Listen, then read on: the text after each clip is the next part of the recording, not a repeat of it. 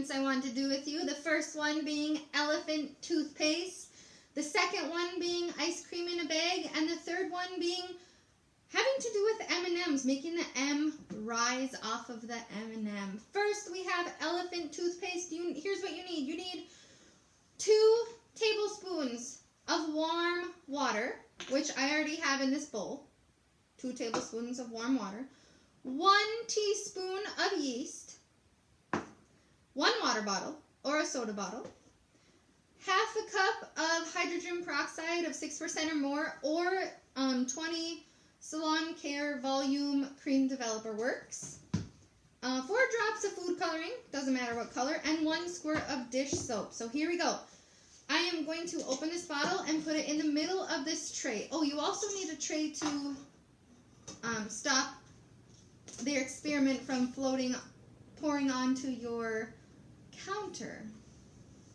Okay.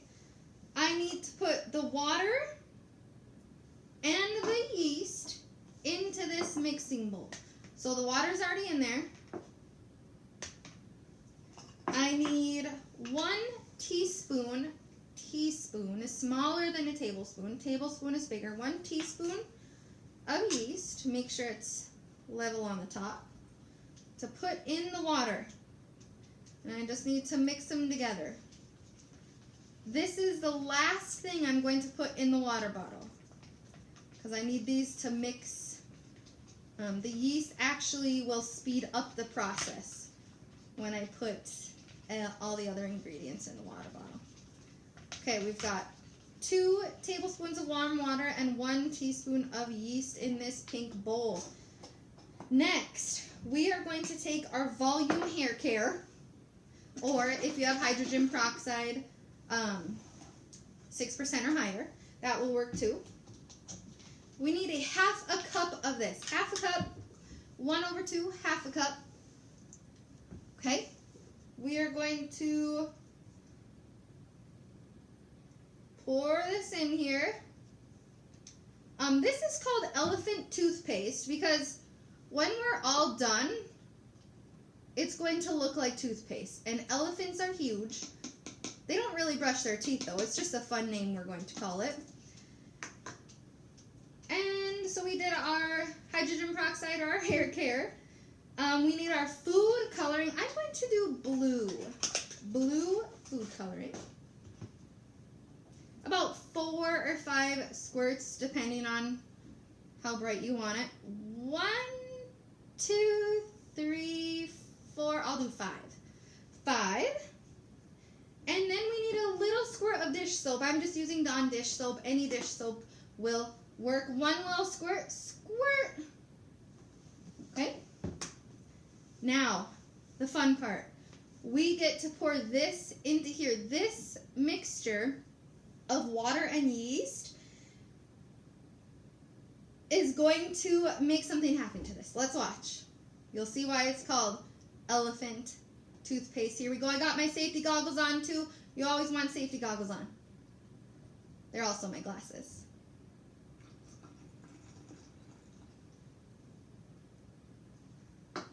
Okay, if you can see it, it's starting to rise. Starting to rise. I'm going to speed up this video right here.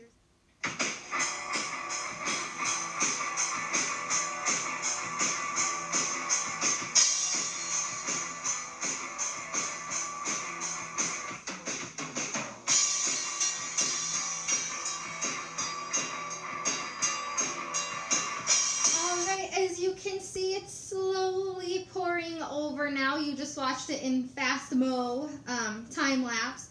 It's starting to pour over. So if you, here, I'll move it closer. The reason why it's called elephant toothpaste is because it looks like toothpaste and it's a lot bigger than human toothpaste. Elephants don't actually brush their teeth, but it's a fun name. Ooh, you can see it sliding down.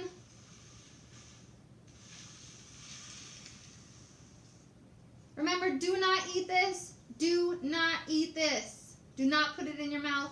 Do not touch your face. You actually probably should wear gloves. Do not do this without an adult. All right, I'm going to put it in fast mode.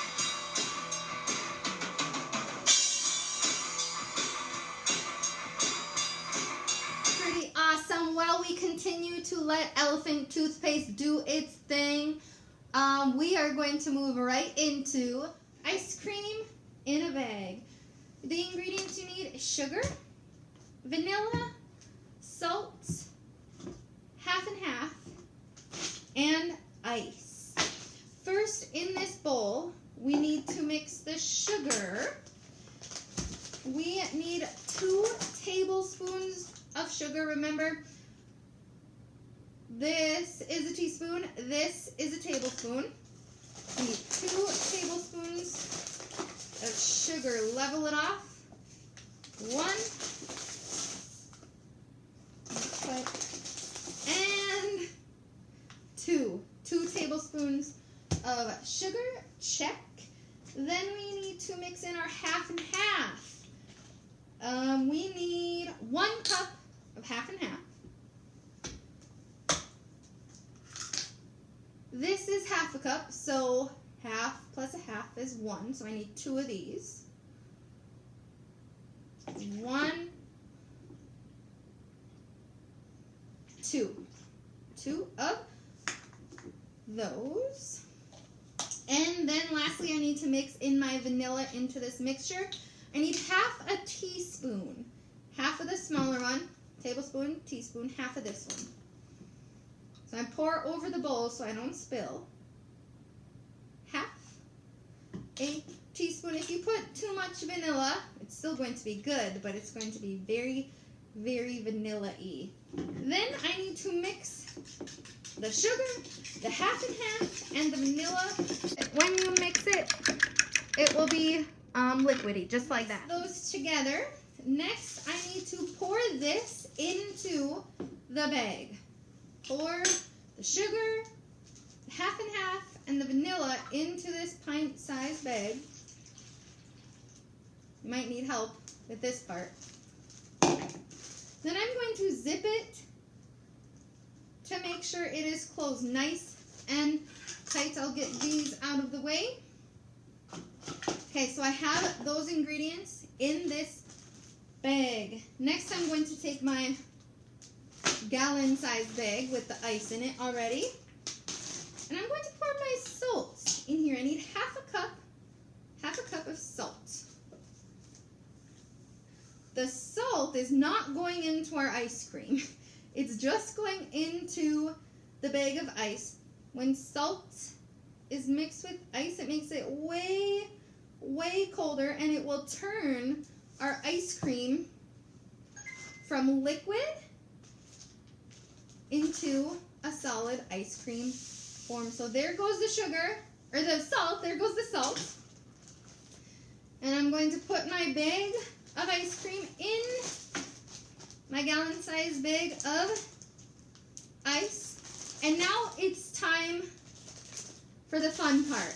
We get to just shake this for about 5 minutes, and then we will check it.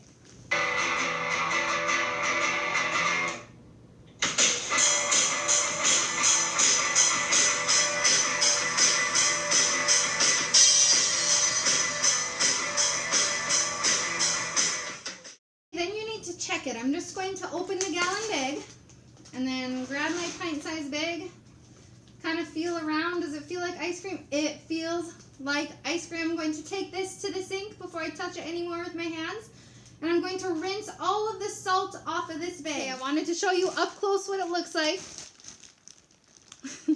Kind of messy in there, but it is just like ice cream. Grab a spoonful so you can see. And it is delicious. This is a science experiment you can eat. All right, on to our last science experiment for today, floating M's. The ingredients you need are M&M's, water, and bowls or cups. I chose cups already filled with water, just normal room temperature water. And my M&M's. Here's what we're going to do. The goal is to make the M on an M&M float. So every M&M has an M on it. I've got 4 M&Ms, a blue one, a red one, a green one, and an orange one. They all have an M on them. I am am going to put the M&Ms in these cups. You are going to predict. To predict something means to take a guess about what will happen.